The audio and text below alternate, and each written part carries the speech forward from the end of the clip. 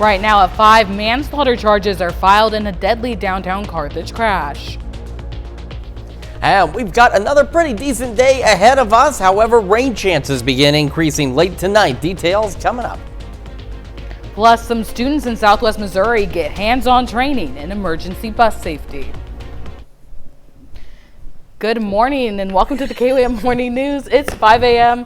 I'm Samantha Walker. You can tell it's an early morning, but we're going to hopefully make it a good one. We certainly are. Hi, how you doing? I'm Chris Warner. It is, Thursday, the 23rd. Yes. And I know that because this paper says so. The paper tells me so. Happy Thursday, everybody. We're still waking up. You guys are still waking up. I made the coffee. I haven't had the coffee yet. Coffee is an essential element. But now you know what I do, by the way. Like, it's not a long walk, but I usually don't sprint over here.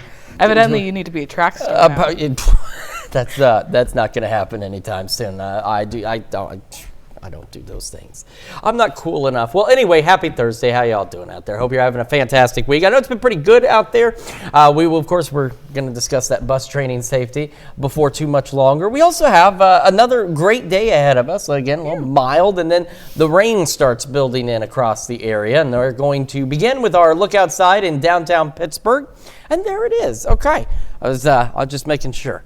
That's magic. Remember, we talked about magic of television, and there's so many magical things that do happen here, and this is one of them. It's a great view. We've got clear skies again this morning, a little bit on the chilly side, but it is a little warmer this morning than where we were yesterday. Our camera 7th at range line looks good, and so does the MoDOT camera. Bless you. Is it Monday? Are we sure it's not Monday? Are we absolutely certain it's not Monday yet? All right. We're going to get through this. Happy Thursday. It really is Thursday. I assure you, you're not waking up and going, wait, is it Monday?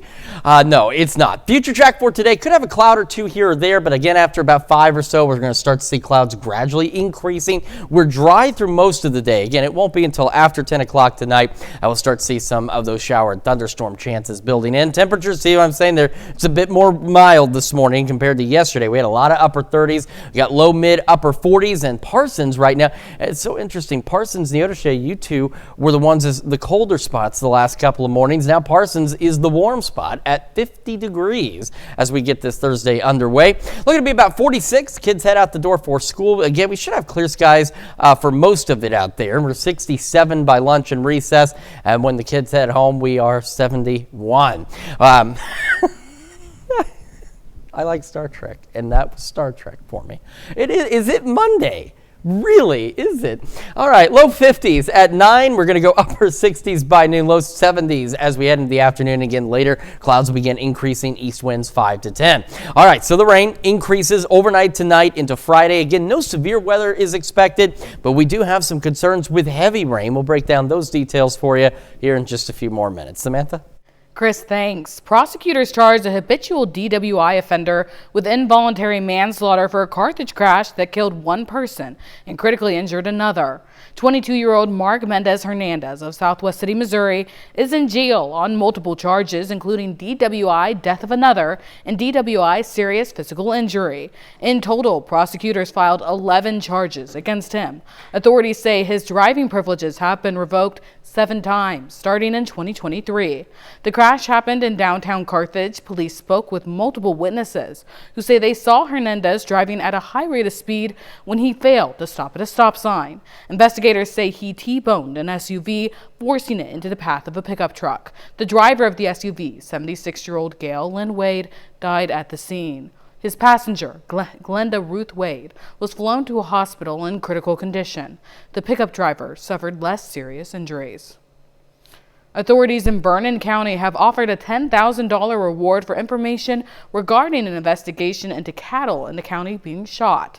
The reward comes after the discovery of cattle deaths in the Walker area. The cattle appear to have been shot with a small caliber firearm. The Vernon County Sheriff's Office is asking for any information that could lead to the arrest of the individuals responsible. Some little passengers get a big lesson in safety. Instructors at Pineville Elementary School are teaching students how to properly exit the bus in case of emergency as part of Bus Safety Week. KLAM's Ty Parks rolls into Pineville with the story. Straight out. All right. Boy, y'all listen really good. Body cannot go where the mind has never been. To teach the kids at Pineville Elementary how to handle a bus emergency, the transportation staff walks them through it. Very important to have the kids aware of what to do in case of an emergency. So we're having emergency evacuation drills today to make sure that they know if there is an emergency what they need to be doing. This is a requirement from the state to have these drills and teach them the correct way to exit the bus, which is not jumping. We teach them to sit down on the bottom and then slide out. And if they're small children, we always have somebody in the back to help them to get out as well. We have, if our driver's not doing it, it'll be like a bus captain on a regular bus. They'll help them to get out the back safely. All grade levels went through the training today, even those who do not normally ride a bus. It makes me feel safe because the school takes a lot of procedures to keep all the kids here safe, and it just makes me feel safe. That safety comes above all else. Biggest things that we start with, just so they don't become frightened of the bus, is to let them know how safe the bus actually is. It's actually safer than riding in your family vehicle. In Pineville, Ty Parks, KOAM News. For another layer of safety, the new school buses are equipped with rear-facing cameras, as well as front and rear-facing stop arm cameras. Some area high school students have a chance to get experience behind the camera at sporting events while also supporting local media. KOAM's Mitch Adams has more. Area high school students have been presented a unique opportunity, an opportunity to have their sports photos published in local media. Being able to have your work published is just such an incredible feeling to really boost your confidence, help get yourself out there, and make you want to do it more and more. The program, named the SEK Sports Exchange, allows high school kids to take photos at area games and submit them to possibly be used by media outlets like newspapers. The football season is intended to be a pilot program, and we want to keep going from there in basketball season and try to work in some other sports. It's been very enthusiastically received by high school students and their teachers. The purpose of the program, helped by the Department of Communication at Pittsburgh State University, is to expose high school students to photojournalism as a career option, while also helping tie up loose ends for media outlets who may need photos. Just to give them that experience, try to get the excellent work that they're doing in front of a broader audience, and then hopefully along the way show them a little bit about what they could learn. Reporting in Pittsburgh, Kansas, Mitch Adams, KOAM News. Ward says the reception from students participating is overwhelmingly positive. That's a look at this morning's top stories and weather. Coming up on the KOAM Morning News. Republicans propose paying some essential workers as the shutdown drags into its fourth week. The TSA agents and air traffic controllers working without paychecks while Congress remains deadlocked. Plus, new studies link gum disease to brain damage and stroke risk. And cooler temperatures across the 4 states with the weekend tracking storms. Chris has a look at your forecast. You're watching the KOAM Morning News. We'll be right back. Topping Nation Watch, the ongoing government shutdown is now in its 4th week. Furloughed federal workers and small business owners are among those growing increasingly concerned. And as Erica Brown reports, hoping for an end to the gridlock on Capitol Hill. On Capitol Hill Wednesday, lawmakers on both sides of the aisle expressed frustration over the ongoing shutdown now in its 4th week. This shutdown needs to end. Right now today, there are 50,000 TSA employees who are going into work and they're not getting paid. There are 14,000 air traffic controllers that are going into work and they're not getting paid. And Republicans have shown zero interest or capacity to reopen the government, enact a spending agreement that meets the needs of the American people, or address the health care crisis that Republicans have created. With no end to the stalemate in sight, Republican lawmakers are proposing a bill that would compensate some essential federal workers like active duty military members with a vote as soon as Thursday. Lines at food pantries across the country, including food banks in Minnesota and Maryland, have grown longer since the shutdown began, and with states warning the food assistance program known as SNAP could run out of funding come November 1st, the need is expected to grow even more. Small business owners like Barrick Awind of Golden Valley, Minnesota, say they're feeling the impact of the shutdown too. But now, the government shutdown is here and it's just uncertainty. The shutdown has paused new loans from the Small Business Administration. If that's shut down and they're not doing loans, then that could really hamper the economy. A survey from Goldman Sachs finds 72% of small business owners say keeping the government open is critical to their operations. Erica Brown, CBS News, Capitol Hill. The Senate failed for the 12th time to advance the House-passed funding bill that would end the government shutdown. Still to come, an American dinosaur in Kansas faces an uncertain future. We dive in for a closer look at the American paddlefish. Plus, cooler temperatures with rain chances heading into the weekend. Chris has a look at the forecast. The last of a species that's been on the planet for millions of years and is found in Kansas now faces extinction. Ian Lee reports on efforts to give a fish with a long history a future. Lurking beneath the waters of Perry Reservoir in Kansas is a prehistoric monster known as the American paddlefish. Big giant! A lot of people don't know that these fish are swimming in Kansas or from Kansas. Nick Kramer studies these giants, 34 inches, which can weigh nearly 200 pounds and grow up to 7 feet long. We don't currently know the status of paddlefish in the Kansas River. We just know they likely aren't what they used to be. For more than 100 million years, paddlefish have called North America and the Mississippi River home, but their numbers are in decline. Paddlefish are threatened species, so they need our help to stay off the endangered species list.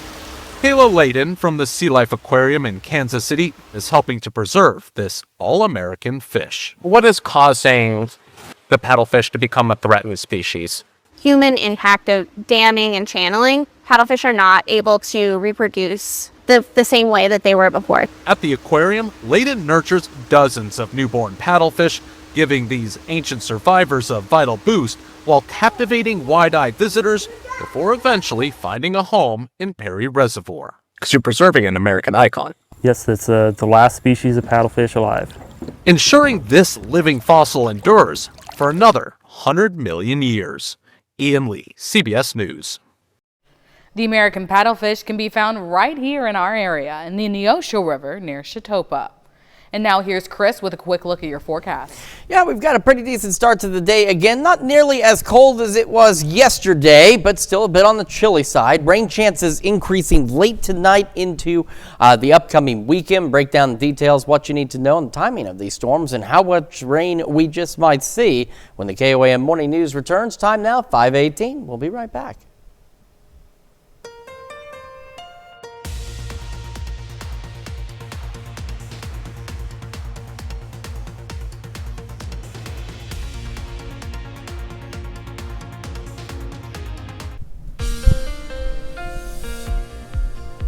Welcome back to the KOAM Morning News, 5:20 on this Thursday morning. We're starting with the future track, which again, for the first portion of today, there's really not much to talk about. Could have a passing cloud or two. That's really about it. We should have clear skies. Once we get past 5, clouds will begin to increase, and after we get past 10, we start some isolated showers, a couple of rumbles of thunder starting into our western counties, and then those will continue to build east and increasing coverage as we go overnight tonight.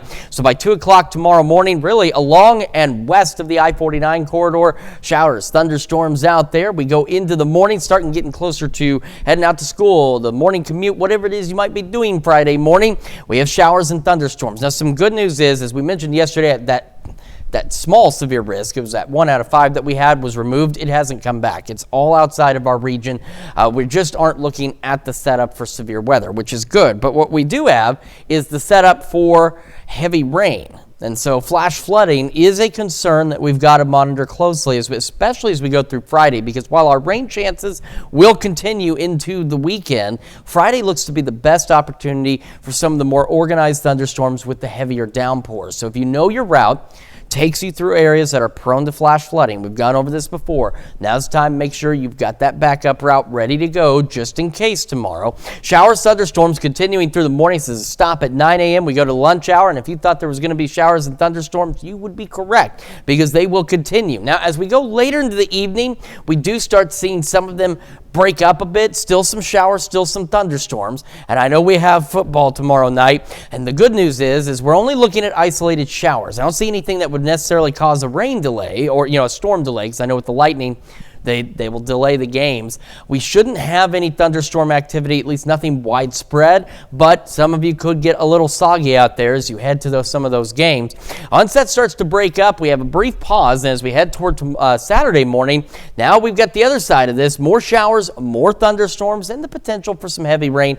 Widespread heavy rain is a greater concern tomorrow versus Saturday, but showers and storms. So we have the Missouri Southern Homecoming Parade in Joplin. We have the Heart Walk, and that's just a couple of events of all the things going on in the 4 states. So unfortunately, like Saturday, you need to remain weather aware. The good news is, again, no severe weather is expected, but you need to keep in mind when thunder roars, head indoors and have an umbrella handy. Be prepared for another soggy day. Showers and thunderstorms will continue through the day on our Saturday, and you see how the winds are beginning to shift. That low pressure that's giving us these showers, and you see that rotation starts to cycle through, and we get another break late Saturday into Sunday. So here's a look at the rain totals. Greater totals right now expected in the southern half of our area, but anywhere from upwards from 1 to 4 inches of rain possible. So again, that's why flash flooding is a bit of a concern. That's why we got to keep an eye on that. For today, again, clear skies initially, mid 40s to start the day, low 60s by 11 a.m. We're looking at our highs back into the low, maybe some mid 70s. Now with the cloud cover, our overnight lows the next few nights will be pretty mild into the low to mid 50s. Upper 50s, gusty winds tomorrow out of the southeast, pushing maybe 20 miles an hour at times. Showers, thunderstorms continue Saturday, Sunday, starting to break up a bit more Monday, and we start warming up closer to normal to the start next week. And take a look at some of those lows, maybe a few more upper 30s out there, but otherwise pretty seasonable weather after we get through these rain chances. That's a check of your forecast. We're sending it over to Samantha now with Health Watch. Thanks, Chris. The popular drug semaglutide used for weight loss may also help prevent heart attacks. A University College London study found the drug reduces the chance of heart attacks, strokes, and other cardiac events by 20%, regardless of how much weight a patient has lost. The study's author says this suggests you don't need a high BMI to get benefits from the drug. Here's another good reason to go to the dentist. Cavities and gum disease can raise the risk of stroke. A University of South Carolina study found people with both cavities and gum disease had an 86% higher risk of stroke compared to people with good oral health. Researchers say improving oral health could be an overlooked way to reduce stroke risk. More evidence that poor oral hygiene may have a significant impact on cardiovascular health. New research links gum disease and cavities to stroke risk. Jared Hill has more on the latest research. We know it's important to take care of our teeth and gums and see the dentist for regular checkups and cleanings. Now, 2 new studies published in Neurology Open Access add to growing evidence that keeping your mouth healthy may help keep the brain healthy. The first study found adults with gum disease may be more likely to have signs of damage to the brain's white matter than people without gum disease. Gum disease is associated with a higher chance of inflammation, and inflammation has been tied to atherosclerosis as well as hardening of the small blood vessels, as we saw in this study. Dr. Sovik Sen with the University of South Carolina led both studies. The second found having both gum disease and cavities is linked to an 86% increased risk of stroke compared to people with healthy mouths. What the study suggested was that if you have cavities on top of gum disease, it is double trouble, means your risk of stroke or adverse heart event doubles. Some good news. Somebody took care of their mouth, including brushing, flossing, as well as visiting the dentist regularly for their preventative cleaning. Their risk of having a stroke dropped by as much as 81%, which is a very big finding. With 3.5 billion people worldwide suffering with gum disease or cavities, researchers say prevention and treatment could be an important part of stroke prevention. Jared Hill, CBS News. The study author adds that this research just shows an association and doesn't prove that poor oral health causes strokes. More than 795,000 people have a stroke each year in the U.S., according to the American Heart Association. Well, that's a look at some of today's top health stories. We'll be right back. Right now at 5:30, hundreds of volunteers prepare winter donations for area families in need. And we've got a chilly start out there, but not nearly as cold as yesterday. Another mild day ahead of us. We've got to look at your forecast coming up. Plus, many voters will soon head to the polls, but not in Jasper County. We'll tell you why. The 4 states' most watched news starts now.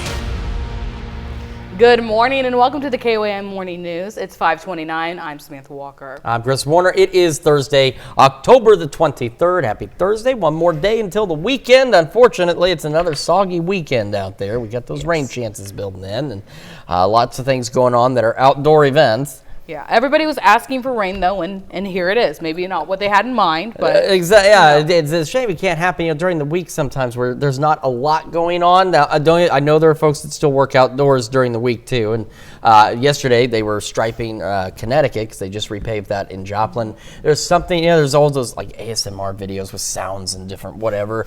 For me, it's a freshly paved road with fresh paint on it. It looks brand new. It's so nice. It's so smooth, so clean, so bright. Just something about a redone road with fresh striping on it. Just looks really good.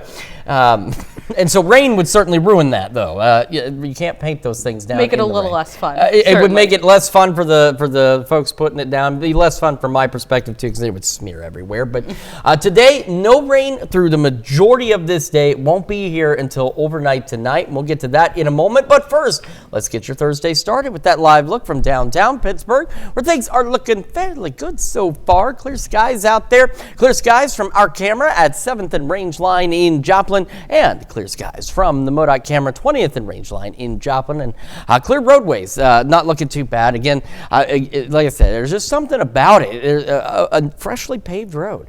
And I'm sure there are some of you at home that are going, no, man, you're absolutely right. It's so nice looking. I don't know. Anyway, our future track is a freshly clear future track, similar to what we've seen the last few days. Maybe a passing cloud or two. It won't be until later this evening into the late afternoon, early evening hours that clouds will begin to increase. But again, it won't be until after 10 that we'll start to see showers and thunderstorms building in. Now, yesterday, man, we had a lot of upper 30s out there. Pretty chilly start. Honestly, downright cold start to the day.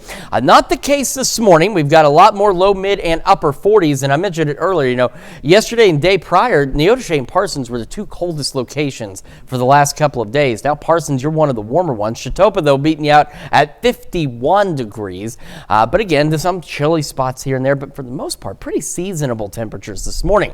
Kids heading out the door, get maybe a light jacket, clear 46, 67 for lunch and recess, 71 as they head home. And again, it will be clear up until the late afternoon, early evening hours. We're going to go low 50s by 9, upper 60s by noon, low 70s for our highs today with an east breeze at 5 to 10. So, as I mentioned, after 10, rain chances increase. Break down what you need to know and how long this rain is going to last here in just a few more minutes. Samantha? Chris, thanks. Voters in Pittsburgh and Fort Scott had the opportunities to meet the candidates before the November 4th election.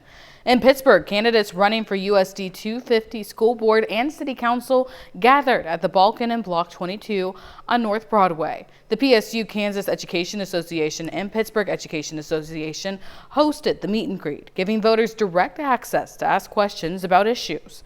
It was a chance for voters to become more informed before heading to the polls next month. Fort Scott's candidate forum took place at the Ellis Fine Arts Center on South Horton Street. The event covered races for USD 234 School Board, Fort Scott Community College Board of Trustees, City Commission, and the Bourbon County Commission. The Fort Scott Area Chamber of Commerce hosted the forum. Residents submitted questions in advance through the chamber office. As November nears, many voters in the 4 states are getting ready to head to the polls, but not those living in Jasper County. Election officials want voters to know there's nothing on the ballot anywhere in the county. The Jasper County Clerk says his office will use this time to catch up on voter maintenance. It seems like, though, every odd year we have a city who wants to put like a marijuana tax or something of that nature on the ballot. But this is a year that everybody seemed to be satisfied with their local governments, and the local governments decided that they weren't going to put anything on the ballot. Jasper County does have plans to hold elections in April, August, and November of next year. Plenty of other towns and counties across the 4 states do have elections coming up next month. Where you can go to answer all of your election questions? Simple. Just head over to our elections page at KOAMnewsnow.com/elections. You can find sample ballots, election updates and information, and plenty of state-by-state election resources. All the information you need before heading to the polls just by pointing your camera at this handy QR code. The elections page at KOAMnewsnow.com. A 32-year-old Missouri man receives a life-saving kidney transplant from a complete stranger. Tim Heatherly from St. Louis suburb Cahokia Heights faced kidney failure 4 years ago after a routine doctor visit for back pain revealed chronic kidney disease. Dialysis consumed his life, 4 hours a day, 3 days a week. When friends volunteered to donate but were rejected, his mother posted a desperate plea on Facebook. I mean, it was actually a simple post. It was just, needing a kidney transplant or something. I can't remember the words. I don't have it in front of me. But it was from his mother, because a mother's love is stronger than any bond you can have. 39-year-old DoorDash driver Joe Turner saw the post and volunteered. After months of testing, he proved to be a perfect match. The surgery happened last month at a local hospital. Turner walked out the next day and continues checking on his new friend daily. We're still weeks away from the holiday season, but Chase the Chill Southwest Missouri embodies the season of giving year-round. KOAM's Kenny Foreman looks at how they help warm up the community year by year. As the weather gets colder, many people tend to take winter clothing for granted. However, not everyone has easy access to gloves, hats, and scarves. For the past 11 years, Chase the Chill has worked to change this. It takes a lot of time. A lot of these volunteers put a lot of effort into this, and some of them have been with us for several years, 6, 7, 8 years of the program. So they're crocheting and knitting all year long to make these scarves, and they're putting a lot of love into the process. Want to help out but don't know how to knit? No problem at all. We take gently used items, and then we also take new items as well. If you want to just run out and buy a couple of hats or scarves or anything like that, then any little item will help. Every little bit counts. It's a type of rewarding effort that means a lot to those in need. I had a man come up to me one time at the park where we distributed, and he thanked me. He said sometimes, he's like, this is the only warm item I get every year. And he thanked us, and he's like, I just look forward to this every year, and that just touches your heart. And the organization looks to keep expanding its outreach. I hope that we continue to grow. We continue to collect scarves into the thousands. We continue helping hundreds and hundreds of people, no matter where they come from or what background they are. I want everybody to be warm this winter. The organization will be collecting items up until December 5th before preparing to send them out to the community on December 10th. Reporting in Joplin, Kenny Foreman, KOAM News. Chase the Chill Southwest Missouri currently has more than 350 volunteers. Its major sponsors include the Joplin Public Library, Joplin Parks and Recreation, and Freeman Health Systems. Well, that's a look at our top news stories. Coming up this half hour on the KOAM Morning News, Thanksgiving turkey costs soar as bird flu hits farms. Plus, day 23 of the government shutdown pushes the national debt past $38 trillion. How the historic closure delays economic activity and boosts the debt burden. We'll have the latest. You're watching the KOAM Morning News.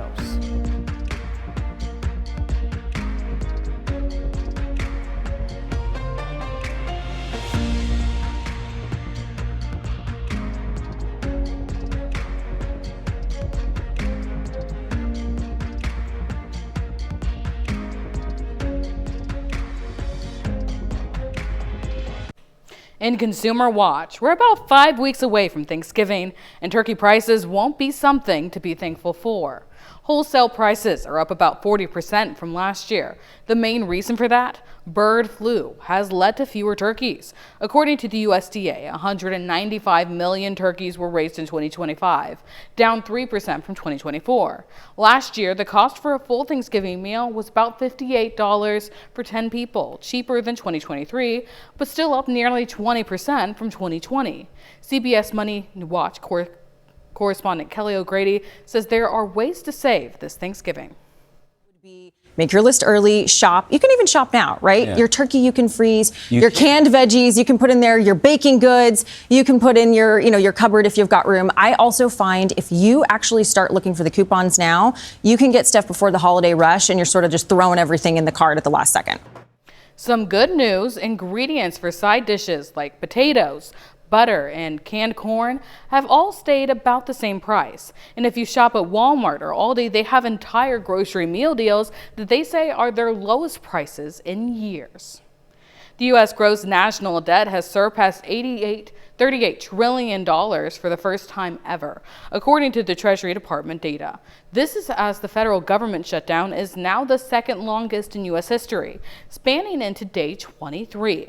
Government shutdowns can boost the national debt because they delay economic activity and postpone fiscal decisions. A recent survey from the nonpartisan Peterson Foundation showed that 81% of voters believe the national debt is an issue of concern.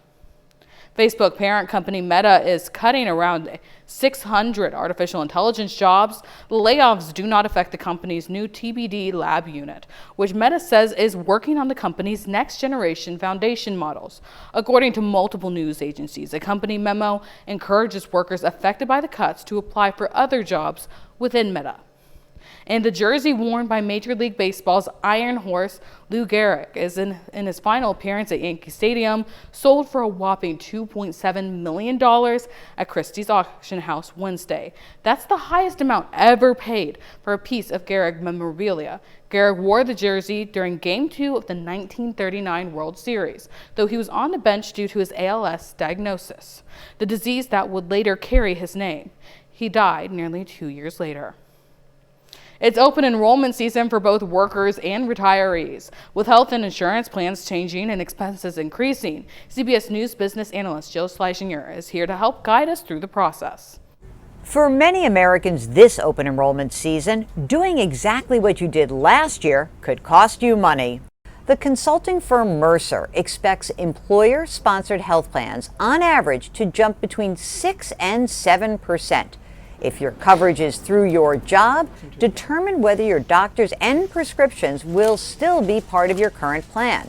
If your company offers it, investigate a high-deductible health plan, which in exchange for that higher deductible offers lower premiums. To save for the larger deductible, the plan is paired with a triple tax-advantaged health savings account, meaning the money that goes into the account goes in without tax. The earnings grow without taxes. And when you pull the money out, no tax due. If you leave your job, you can take your HSA with you and even use it decades in the future. If you are age 65 or older, Medicare open enrollment is underway. From now until December 7th, you can enroll, change, or drop a Medicare Advantage Part C plan, or you can add or change a prescription drug plan. That's Part D. Whatever you elect, it's going to take effect January 1st. Spend some time with these plans because every year insurers can change the scope of benefits, cost sharing, services, and drugs that are covered, and also provider networks. Focusing on the process may save you money. In New York, I'm CBS News business analyst Jill Schlesinger. That's it for Consumer Watch. And now here's Chris with a quick look at your forecast. Yeah, again, we've got a chilly start out there, but not nearly as cold as where we were yesterday morning at this time. And we've got those rain chances building in overnight tonight. We're going to go over those details with you, talk about the rain, how long it lasts, and how much we might get when the KOAM Morning News returns. Time now, 5:45. We'll be right back.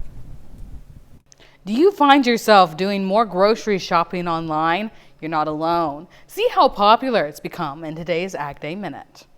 I'm Ty Morgan with today's Ag Day Minute. On Thursday, the Farm Service Agency offices across the country will reopen. USDA Secretary Brooke Rollins saying those government offices will resume core operations. Now, that includes farm loan processing, ARC and PLC payments, which are government commodity programs, along with other critical programs. Each office will have 2 workers. Rollins added reopening the offices despite the government shutdown will enable farmers to get cash payment checks. U.S. online grocery sales surged to a new record high last month. Brick Meats Click says it marked a 31% increase over the previous year, and the second consecutive month a record was set. Experts say it was driven by a record-setting number of monthly active users, as well as an increase in order frequency, capturing the highest share since very early in the pandemic. It says online growth continues to negatively impact in-store performance. And pistachio harvest, well, it's wrapping up, and California growers are expecting a potential record crop. The state has seen a recent wave of new plantings coming into production, and growers say they hope the global market can absorb more of the state's pistachios. This year, global supplies of pistachio kernels reportedly ran short after Dubai chocolate, which contains a pistachio filling, became a viral trend on TikTok. Well, for more ag news, watch Ag Day weekdays on this station or get updates on agweb.com. Now let's take it over to Chris Warner with a quick look at your forecast. Now we've got, again, a chilly start to the day. Not as cold as where we were yesterday, but still a bit cool, but more seasonably out there. And as we head into the afternoon, another mild day. Temperatures a bit above normal. We should have clear skies, maybe a passing cloud or two. Once we get late afternoon, early evening, that's when clouds will begin to increase. And after 10, that's when we start to see the gradual increase of shower and thunderstorm chances. So by 11, our far western counties, the 8th Center, Fredonia, back toward Independence and Bartlesville points west, start seeing these showers and storms. They'll increase in coverage overnight, and by 2 o'clock tomorrow morning, along and west of the I-49 corridor, scattered showers, thunderstorms. Now, again, an emphasis, there's no severe weather expected. Our severe threat that was there a couple of days ago for tonight was removed, and it has not come back. We're not expecting it to, in all honesty. We just don't have the right setup. But what we do have a setup for is for very heavy rainfall. Now, we could get heavy rain from any of the storms as we head into the weekend, but the best chances, at least right now, for some of the more widespread heavy rain appears to be tomorrow. So as we get our Friday morning underway by 5, showers, thunderstorms scattered across the area, and some of these again could produce some heavy rain. Flash flooding does become a bit of a concern, so this is the time now. You know, if your route takes you wherever it is you're going on Friday, and you know that route is prone to flash flooding, make sure you've got that backup route in mind just in case, because you don't want to drive through any kind of floodwaters out there. By 9, showers, thunderstorms continuing. By noon, showers, thunderstorms scattered across the entire region, and this will continue into the early afternoon, eventually into the evening hours. Now, here's the deal. We have football, of course, tomorrow night at 9. The bulk of the heavy rain and thunderstorm activity should be winding down briefly. There still could be some showers. There could still be a rumble of thunder or two, but shouldn't have a significant impact on Friday night football, but it could be a bit damp in places. Then, after about midnight, 1 a.m., shower thunderstorm chances return, building in from the south across the area, and we go back in. And of course, Saturday morning, we've got the Four States Heart Walk. We have the Missouri Southern Homecoming Parade. Of course, both those things in Joplin, but there's any number of events. It's the fall season taking place across the area, so be prepared for some wet weather. Now, again, no severe weather is expected, but thunderstorms, lightning. The lightning's still dangerous. When thunder roars, head indoors. That's the big thing here. And again, heavy rain is possible. Showers, thunderstorms will persist through the majority of the day on Saturday. You see how we're starting to see the wind arrows shift around? That low pressure that's bringing us all this starts to inch closer to the area, and you'll actually see the rotation around that low as it pushes through. We'll get another break late Saturday into early Sunday where it becomes a little more isolated, and then a few more showers, thunderstorms possible as we head into Sunday as well. Rain chances, here's what we're looking at least so far, heading through Sunday evening, anywhere from 1 to 4 inches with heavier amounts of rain across the southern portion of our area. But other locations, you could get localized higher amounts if those thunderstorms manage to park on you and dump quite a bit of rain. So just be aware of that. Now, ahead of all that, a great Thursday. Clear skies, mid-40s to start. We'll go low 60s by 11 o'clock this morning. Our highs today back in the low to mid-70s. Now, with the clouds and the rain, that thermal blanket sets in, so the warm air we get stuck. So our overnight lows are going to be mild for a bit, back in the low to mid 50s. But our highs, take a look at this, upper 50s, low 60s. Could be breezy tomorrow. Southeast winds occasionally gusting to 20. Rain chances continue into Monday, and outside of that, we're pretty seasonable with fall sticking around. That's Check Your Forecast. We're back with more after this. Hundreds of dogs paraded down Manhattan city streets in their best and spookiest costumes on Sunday. Some of this year's costumes were inspired by the Pope and the hit movie Wicked. Also today, the hit musical The Lion King debuts at the Denver Center for the Performing Arts. Yesterday, some of the cast prepared by visiting the Denver Zoo so they could learn more about the animals they'll be portraying on stage as part of Lion King. They stopped by to observe the ostriches, giraffes, and of course, the lions. You know, I remember we had the Lion King on VHS from Disney, the original one back in the day, and one of the special features it showed was like Disney artists. They had like lions and some of these animals brought into this studio so that they could draw them more accurately and get their motions and movements down more accurately by watching them. And then their animators and their cartoonists were actually drawing the animals as they watched them to get it down as to what they looked like, how they moved, and everything like that. It was pretty cool. So it's very neat to see how far they'll take that, even for just a cartoon, for some realism there. All right, clear skies through the morning, mid-40s to start our day, low 60s by 11 o'clock this morning. Our highs mild again, low mid-70s. We will have clear skies for a good portion of the day. I didn't change some of this. East winds, sorry, 5 to 10. I'm going to have to go back and fix that.